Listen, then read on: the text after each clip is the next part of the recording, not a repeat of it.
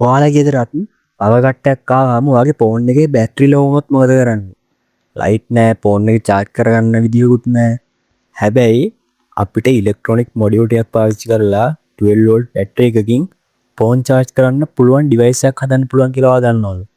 මේ වීඩියෝ එකෙන් මම ඔයාලට පෙන්වන්න යන්නේ පව කට් එකක් ආවම ඔයාලට පාවිච්චි කරන්න පුළුවන් පෝටබල් ෆෝන් චාර්ජරයක් හදන විදිය. ඉතින් මේක මාරම වැදගත් වීඩියෝ එකක්. ඉතින් මං හිතනවා වීඩියෝ එක ස්කිප් කරන්න නැතුව බලයි කියලා. ඉතින් මේක කොච්චර වටිනවද කිව්වොත් ඔයාලට මේක මාසයක් වුණත් ඔයාගේ ෆෝන් එක චාර්ජ් කරගන්න පුළුවන් මේකේ තියෙන 12 වෝල්ට් බැටරි එක ෆුල් චාර්ජ් කරලා. ඉතින් මේකට අපිට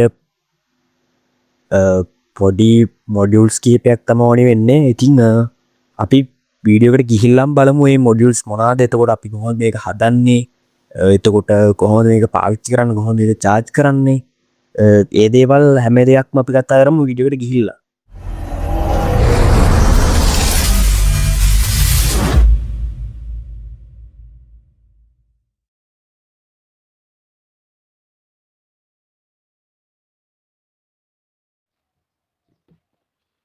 හරි ගයිස්, මෙතනදී මම මේ වැඩේට ඕනි කරන මොඩියුල්ස් ගෙන්නගෙන තියෙනවා. ඉතින් මේ ඉලෙක්ට්‍රොනික් මොඩියුල්ස් මම බයි කරේ ඩුයිනෝ LK කියන වෙබ්සයිට් එකෙන්. ඉතින් අපි ඉක්මනින් මේ පාර්සල් එක අන්බොක්ස් කරලා බලමු.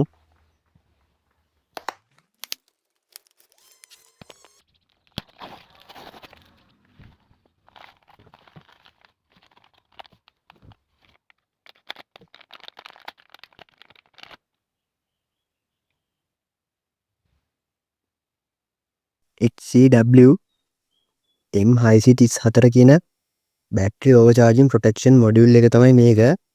ඉතින් මේකෙදි වෙන්නේ බැටරි එක ඕවර්චාර්ජ් වෙන එක නවත්තන එක. ඉතින් මේකෙදි බැටරි එක ෆුල් චාර්ජ් වුණාම ඒක ඔටෝමැටික්ලි චාර්ජින් කට් ඔෆ් කරන එක තමයි මේකෙදි වෙන්නේ. ඉතින් මේ මොඩියුල් එකත් අපිට ඕන වෙනවා මේ ඩිවයිස් එක හදන්න මේ වැඩේදී. ඉතින් ඔයාලටින් ඔටෝ කට් ඔෆ් සර්කිට් හොයනවා නම් ඉතින් ඒක තමයි මේ මොඩියුල් එක තමයි ඔටෝ කට් ඔෆ් සර්කිට් එක. ඉතින් ඔයාලට වෙනම හදන්න දෙයක් නෑ ඔටෝ කට් ඔෆ් සර්කිට් කිය. ඔයාලට කෙලින්ම මේ HCW M634 කියන මේ මොඩියුල් එක කෙලින්ම බයි කරන්න පුළුවන්. හරි, ඊළඟ මොඩියුල් එක තමයි මේ මොඩියුල් එක. ඉතින් මේක LM2596 ඩුවල් USB බක් කන්වර්ටර් කියන මොඩියුල් එක තමයි මේක. ඉතින් මේකෙදි වෙන්නේ හයි වෝල්ටේජ් එකක් ලෝ වෝල්ටේජ් එකට කන්වර්ට් කරන එක නෙවෙයි වෙන්නේ. උදාහරණයක් විදිහට 12 වෝල්ට් 5 වෝල්ට් කරන එක තමයි මේකෙදි වෙන්නේ. ඉතින් මේකෙදි ඒ දෙන ඉන්පුට් පවර් එක මේකෙදි අවුට්පුට් එකක් විදිහට වෝල්ට් 5ක අවුට්පුට් එකක් විදිහට දෙනවා. ඒ කියන්නේ ස්මූත් විදිහට ඔයාගේ ෆෝන් එකේ චාර්ජ් කරගන්න පුළුවන් කරන්ට් එකක් මේකෙදි අවුට්පුට් එකක් විදිහට දෙනවා.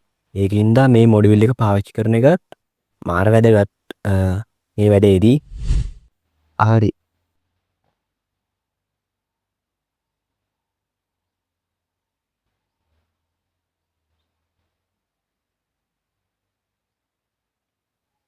හරි, මේ තියෙන්නේ මම මේ ඩිවයිස් එක හදන්න මේ වැඩේට පාවිච්චි කරන බැටරි එක තමයි මේක.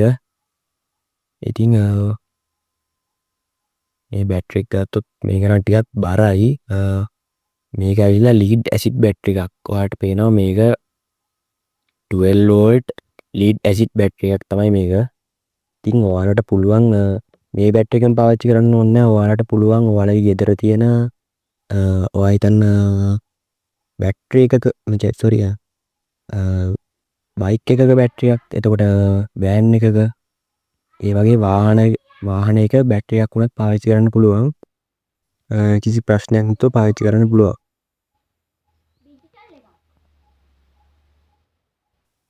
හරි, ඊට පස්සේ අපිට ඕන වෙනවා මේ වගේ 12 වෝල්ට් ෆීමේල් ජැක් එකක්. මේ වැඩේදී අපිට 12 වෝල්ට් ෆීමේල් ජැක් එකක් ඕන මෙන්න මේ වගේ.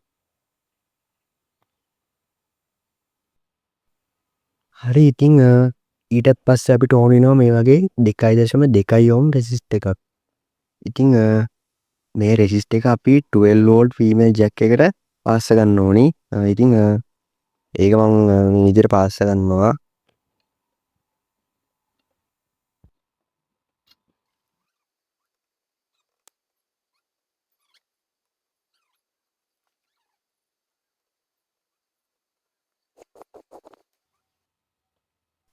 හරි ඊට පස්සේ අපි මේ විදිහට වයර් දෙකක් පාස් කරන්න ඕනේ ධන ඍණ විදිහට මේ ෆීමේල් ජැක් එකට එකක් රෙසිස්ට් එක හරහා යන විදිහට අනිත් එක ඩිරෙක්ට් දෙන්න ඕනේ ෆීමේල් ජැක් එකට. ඉතින් ඊට පස්සේ අපි මේක මේ වයර් දෙක මෙහෙම්ම M634 කියන මොඩියුල් එකට අරගෙන යන්න ඕනේ. ඒකේ චාර්ජින් පාත් එක විදිහට තමයි මේ වයර් දෙක අරගෙන යන්න තියෙන්නේ.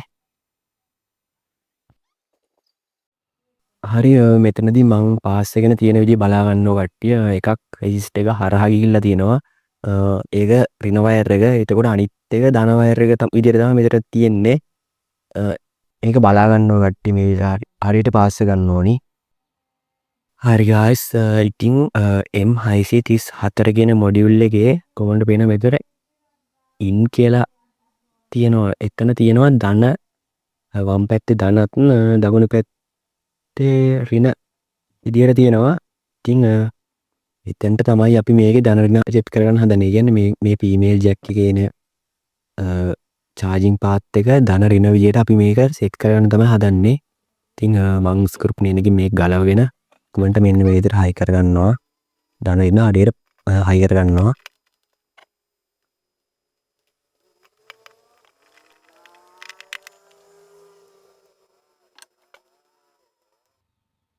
හරි මං මේකේ ධන ඍණ මේ විදිහට හයි කරගත්තා. ඉතින් ඔයාලත් හරියට මේ දේ හයි කරගන්න. ධන ඍණ වරද්ද ගන්න නැතුව හරියට හයි කරගන්න. හරි දැන් අපිට තියෙන්නේ බැටරි එකට වයර් දෙකක් පාස් ගන්න. ඉතින් මං මේ විදිහට බැටරි එකට වයර් දෙකක් පාස් කරනවා. ඉතින් මේ බැටරි එකේ පාස් ගත්ත වයර් දෙක අපිට දෙන්න තියෙන්නේ ඔයාලා දැක්කනේ අතන අපි චාර්ජින් පාත් එක ඉන් කරන තැනට දකුණු පැත්තට වෙන්න තිබ්බ බැටරි එක ඉන් කරන්න තැනක්. අන්න එතනට තමයි අපි මෙතන බැටරි එකේ පාත් එක දෙන්න හදන්නේ.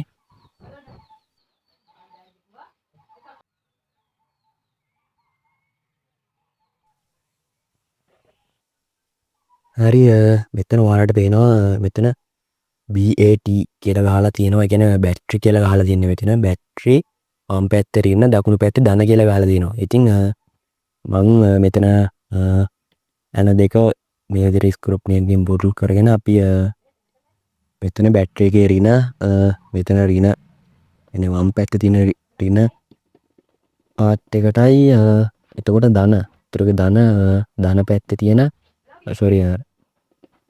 දකුණු පැත්තේ තියෙන ධන පාත් එකට මෙන්න මේ විදිහට තියලා හයි කරගන්නවා. ඉතින් මේක හයි කරගත්තට පස්සේ ඔයාලට පේනවා මේකේ තියෙන ඩිස්ප්ලේ එක. මේ තියෙන ඩිස්ප්ලේ එක ඔන් වෙනවා. ඒ කියන්නේ ඩිස්ප්ලේ එක කියන්නේ මේ මොඩියුල් එක ඔන් වෙනවා. මේ මොඩියුල් එක ඔන් වෙලා මේකේ මේ බැටරි එකේ තියෙන වෝල්ටේජ් ගාන මෙතනදී ඩිස්ප්ලේ එකේ පෙන්නනවා. දැන් ඔයාලට පේනවා මේකේ බැටරි එකේ තියෙනවා 12.6ක් තියෙනවා. කියන්නේ වෝල්ටේජ් එක 12.6ක් මෙතනදී තියෙනවා. ඒක මෙතනදී පෙන්නනවා. හරි ඊට පස්සේ මෙතන ඔයාලට පේනවා බටන් දෙකක් තියෙනවා. පුෂ් බටන් දෙකක් තියෙනවා. ඉතින් මේ බටන් දෙකෙන් තමයි අපි හරියටම මෙතන මැනුවල් හදන්න තියෙන්නේ. ඒ කියන්නේ මේක මැනුවල් හදන්න තියෙන්නේ මෙතනදී අපි වෝල්ටේජ් කීයෙන්ද මේක ඔටෝ කට් ඔෆ් වෙන්න ඕනි. එතකොට වෝල්ටේජ් කීයකට අඩු වුණාමද මේක ආපහු charge වෙන්න ඕනි. මේ බැටරි එක ආපහු charge වෙන්න ඕනි. අන්න ඒ setting ටික හදන්න තියෙන්නේ මෙතනදී. ඉතින්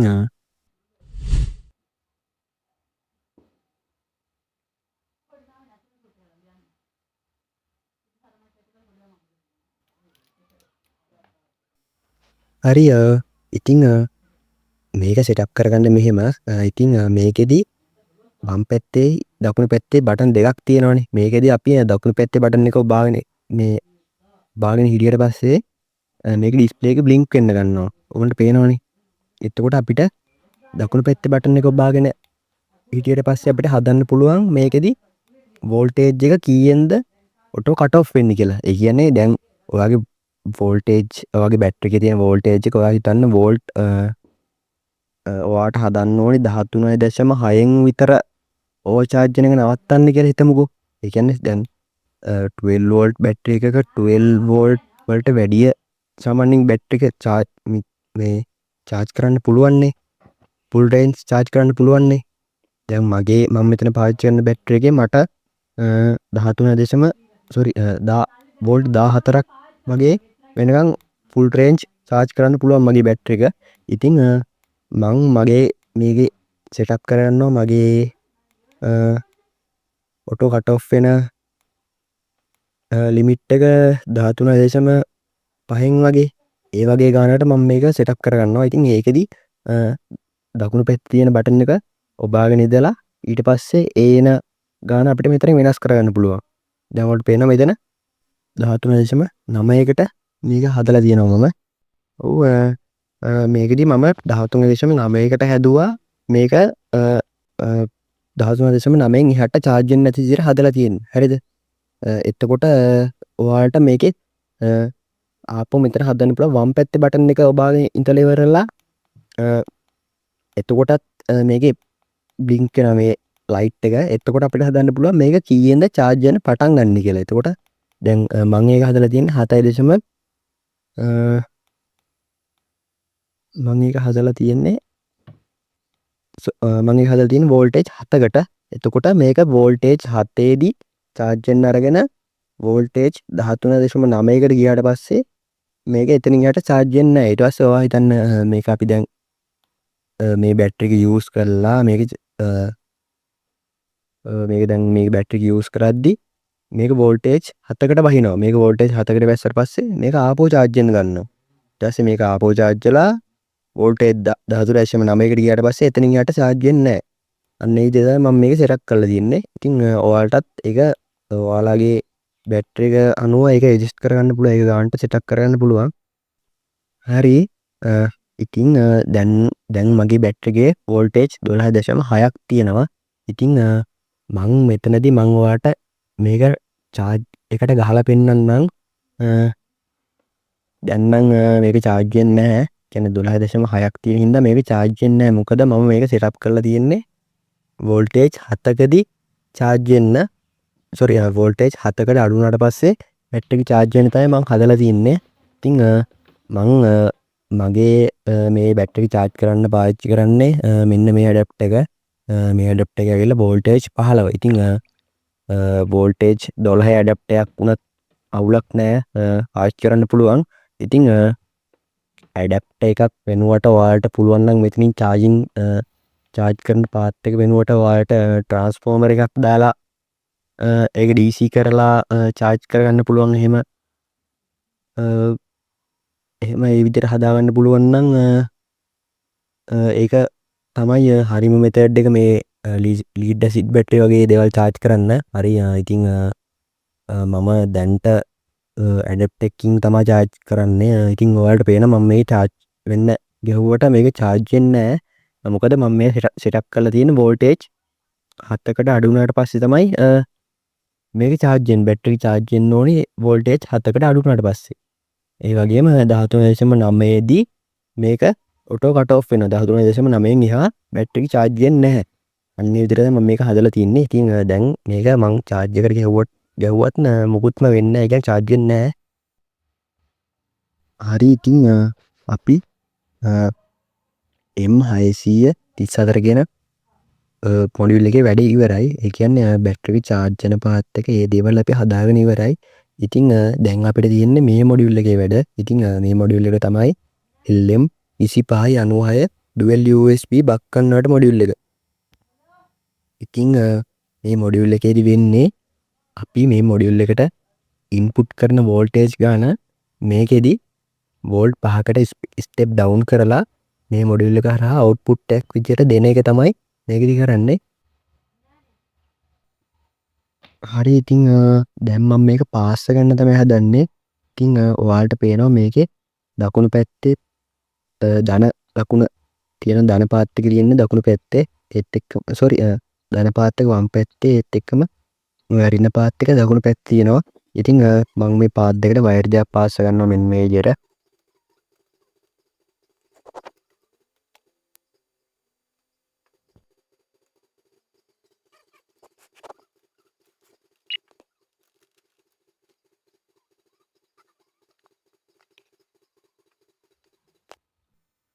ඊටත් පස්සේ අපි මේ පාස් ගත්ත වයර් දෙක අපේ බැටරි එකේ තියෙන පාවිච්චි කරන අපි මේ වැඩේට ගත්ත 12 volt බැටරි එකේ ධන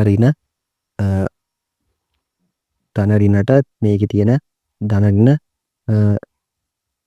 පාස් ගන්න තමයි හදන්නේ වයර් දෙක. ඉතින් මේකේ ඔයාලට කියන්න ඕනි ධන රින හරියට පටලව ගන්න නැතුව ධන රින ගානට පාස් ගන්න. ඉතින් ඒ ටික වරද්ද ගන්න එපා.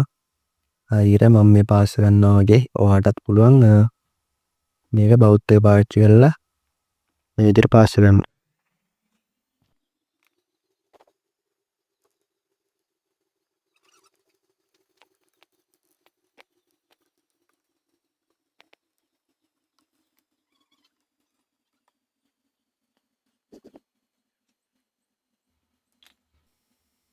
හරි ඉතින් දැන් ඉතින් දැන් මේක පාස් කරගෙන ඒ ලෙවල් කරගෙන ඉවරයි.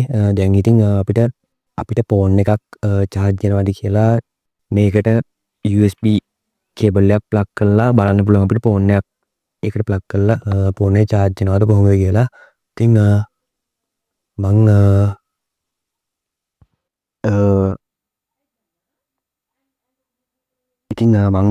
මේ විදිහට ෆෝන් එකක් ගත්තා ඔයාලට පෙන්නන්න. ඒත් එක්කම USB කේබල් එකකුත් ගත්ත මේ වගේ. ඉතින් මුලින්ම USB කේබල් එක මේ විදිහට මේකට ප්ලග් කරගෙන ඊට පස්සේ අපි බලමු ෆෝන් එකට ප්ලග් කරලා කොහොමද charge වෙනවද කොහොමද කියලා. ඉතින් හරි. ඉතින් මම මේක මේ විදිහට ප්ලග් කරගන්නවා.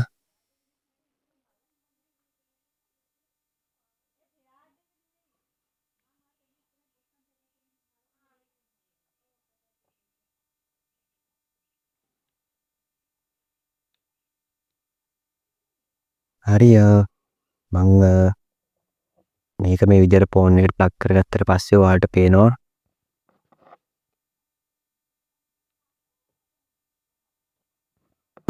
පේනවා මේ ෆෝන් එක charge වෙනවා.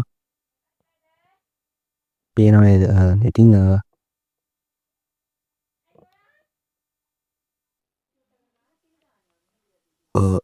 හරි පේනවා නේද? ඉතින් මේක සාමාන්‍යයෙන්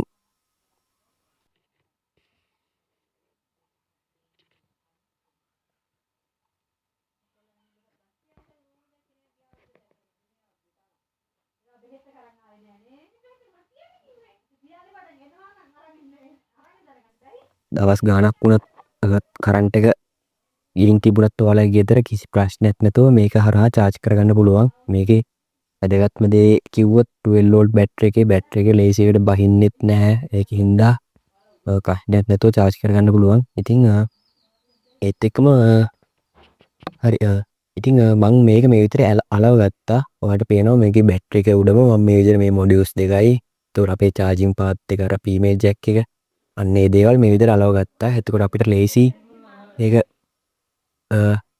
charge කරගන්න ඒ දේවල් කරගන්න ලේසි. ඉතින් ඔයාලටත් පුළුවන් මේ විදිහට මේක අලවගෙන මේකේ වැඩ ටික මේ විදිහට ඉවර කරගන්න. හරි ඉතින් මං ඒකේ වැඩ ටික ඒ විදිහට ඉවර කරා. ඉතින් ඔයාලටත් පුළුවන් ගෙදරදී මේක හදලා බලන්න. ඔයාලට මේකට ඕනි කරන මොඩියුල්ස් බැටරි ඒ දේවල් ඔයාලට හොයාගන්න පුළුවන්. ඉතින් මොඩියුල්ස් බයි කරන්න කොහොමද කියලා කිව්වොත් ඉතින් ඔයාලට පුළුවන් මං ඕඩර් කරා වගේ ඩොමිනෝ LK එකෙන් බයි කරලා ඩිලිවර් කරගන්න ගෙදරටම. නැත්තම් ඔයාලට පුළුවන් දරාස් මේ වගේ සයිට් වලින් ඔයාලට ගෙන්න ගන්නත් පුළුවන්. ඒත් එක්කම බැටරි එක ගත්තොත් ඔයාලට පුළුවන් වෙහිකල් බැටරි එකක් නැත්තම් ඔයාලගේ ගෙදර තියෙන ඒ වගේ ලිවිඩ් ඇසිඩ් බැටරි එකක් වුණත් පුළුවන් ඔයාලට පාවිච්චි කරන්න. ඉතින් මාරම වටිනවා මේක. ඉතින් ඔයාලත් හදලා බලන්න ඔයාලගේ ගෙදර කරන්ට් එක ගියපු වෙලාවට මාරම වටිනවා. ඉතින් ඔයාලා දන්නවා මේ දවස් ටිකේ කරන්ට් එක ගොඩක් වෙලාවට යනවා එනවා ඒ වගේ සීන් එකක් තියෙන්නේ. ඉතින් ඔයාලට පුළුවන් මේක හදලා මේක පාවිච්චි කරගන්න. කරන්ට් එක ගියපු වෙලාවක කිසිම ප්‍රශ්නයක් නැතුව ඔයාගේ ෆෝන් එක charge කරගන්න පුළුවන්. ඒ දේවල් කරගන්න පුළුවන්. ඉතින් මොකද හිතන්නේ වීඩියෝ එක ගැන? වීඩියෝ එක හොඳයි නම් ලයික් එකක් දාන්න. ඒත් එක්කම සබ්ස්ක්‍රයිබ් කරන්නත් අමතක කරන්න එපා කියලා කියනවා. මොනවාම හරි ගැටලුවක් තිබ්බොත් ඔයාලට පුළුවන් කමෙන්ට් සෙක්ෂන් එකේ කමෙන්ට් එකක් දාන්න. මං මේ දේවල් වලට උත්තර දෙනවා ඔයා දාන ප්‍රශ්න වලට. ඉතින් අද වීඩියෝ එකකින් ඇත්තම අද වීඩියෝෙන් ගොඩක් වටින ඉනෝවේෂන් එකක් ගැන ඉගෙන ගත්ත කියලා හිතනවා. ඉතින් අදට සමුගෙන ගිහින් ඉන්නම්. එහෙනම් goodbye.